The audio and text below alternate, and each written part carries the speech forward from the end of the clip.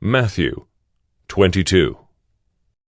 And again Jesus spoke to them in parables, saying, The kingdom of heaven may be compared to a king who gave a wedding feast for his son, and sent his servants to call those who were invited to the wedding feast. But they would not come. Again he sent other servants, saying, Tell those who are invited, See, I have prepared my dinner. My oxen and my fat calves have been slaughtered, and everything is ready. Come to the wedding feast.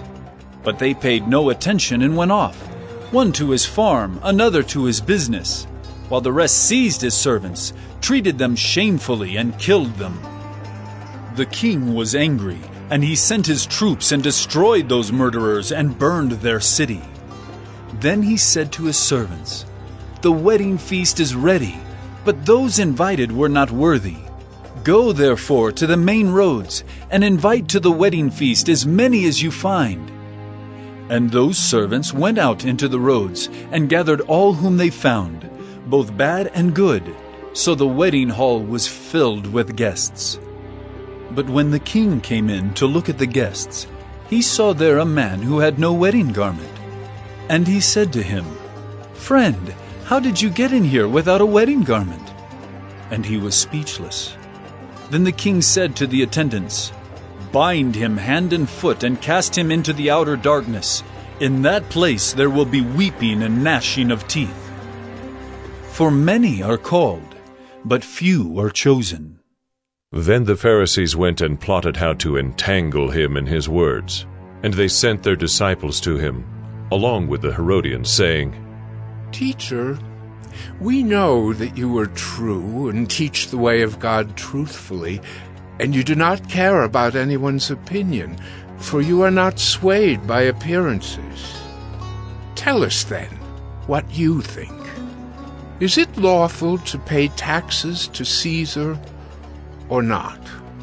But Jesus, aware of their malice, said, Why put me to the test, you hypocrites?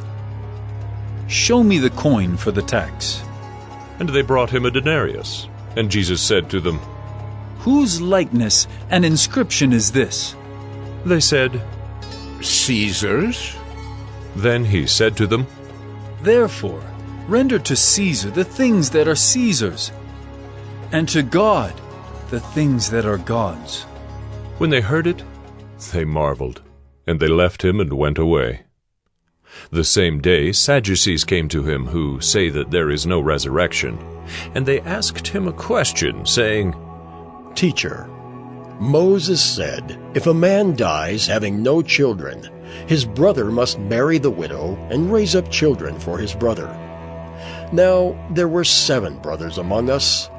The first married and died, and having no children, left his wife to his brother. So too the second and third, down to the 7th. After them all, the woman died. In the resurrection, therefore, of the 7, whose wife will she be? For they all had her. But Jesus answered them, You are wrong, because you know neither the Scriptures nor the power of God. For in the resurrection they neither marry nor are given in marriage, but are like angels in heaven. And as for the resurrection of the dead, have you not read what was said to you by God? I am the God of Abraham, and the God of Isaac, and the God of Jacob. He is not God of the dead, but of the living. And when the crowd heard it, they were astonished at his teaching. But when the Pharisees heard that he had silenced the Sadducees, they gathered together, and one of them, a lawyer, asked him a question to test him. Teacher, which is the great commandment in the law? And he said to him, You shall love the Lord your God with all your heart, and with all your soul, and with all your mind. This is the great and first commandment, and a second is like it. You shall love your neighbor as yourself.